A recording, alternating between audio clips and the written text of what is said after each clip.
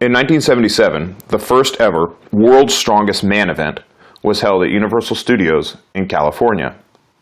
The competitors were chosen by a panel of experts and included, among others, the bodybuilders Lou Ferrigno, Franco Colombo, and Kung Fu master Mike Dayton. Although Ken Patera finished third behind Olympian Bruce Wilhelm and St. Louis Cardinals offensive lineman Bob Young, Patera stood out as much for his shock of crimson blonde hair as for his loud personality. From his Olympic weightlifting experiences to his strongman shows and his career in the pro wrestling circuit, Patera epitomizes physical culture. Born into a Czech American family that was characterized by athletic achievement, Ken Patera's brother, Jack, played for the Baltimore Colts, and his brother Dennis played for the San Francisco 49ers. In high school, Ken played football and wrestled, but he excelled in the shot put and discus. After a stellar collegiate career at BYU, he missed making the 1968 Olympics for track and field. Rather than wallowing in sorrow, Patera went from strength to strength and shifted his focus to weightlifting, taking silver in the 1971 World Championships, gold in the Pan American Games, and making the 1972 Olympic team. From Patera's workout program leading up to the 1972 Olympics, we get an idea of what he accomplished with focused intentionality and without the distraction of gym selfies. On Monday, he did overhead squats, 135 for a triple, 205 for a triple, 255 for a triple, 295 for a double, and 325 for a double. Then on to front squats, 225 for 3, 315 for 3, 405 for 3, 455 for a double, and 520 for a single. Snatch high pulls from blocks. He would do 225 for a triple, 315 for a triple, 365 for a triple, and 405 for a triple.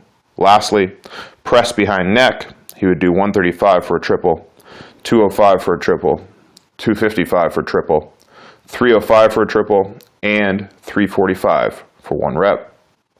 On Wednesday, he would start with press off rack.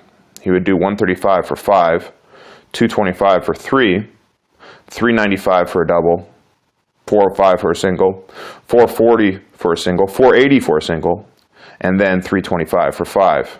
Then it was on to clean grip high pulls, 255 for a triple, 305 for a double, 355 for a double, 405 for a double, 455 for a double, 505 for 2, and 555 for 2.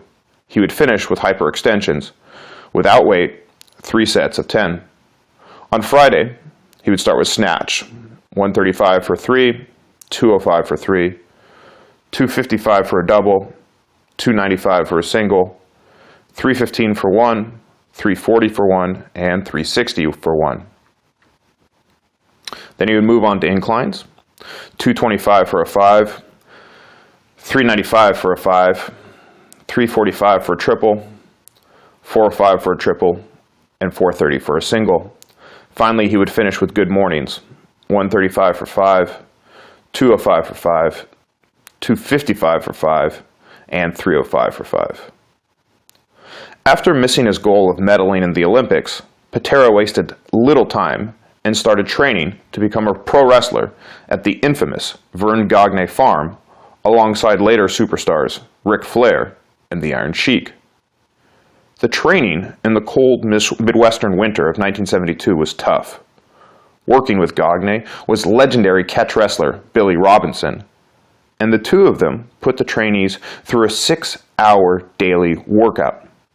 The first hour was calisthenics, and it consisted of 500 bodyweight squats, 200 push-ups, and 200 sit-ups. The rest of the day was spent grappling, taking falls, running the countryside, and chopping wood.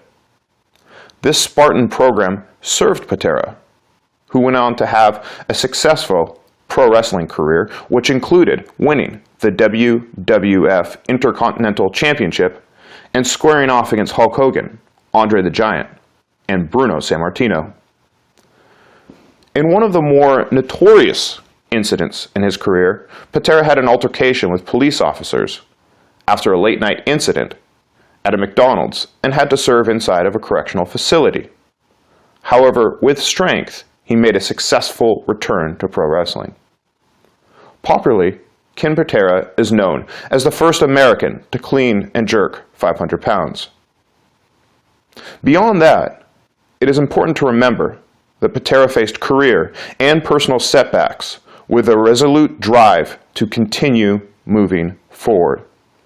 For more of these old physical cultural stories, hit subscribe at the bottom of your screen.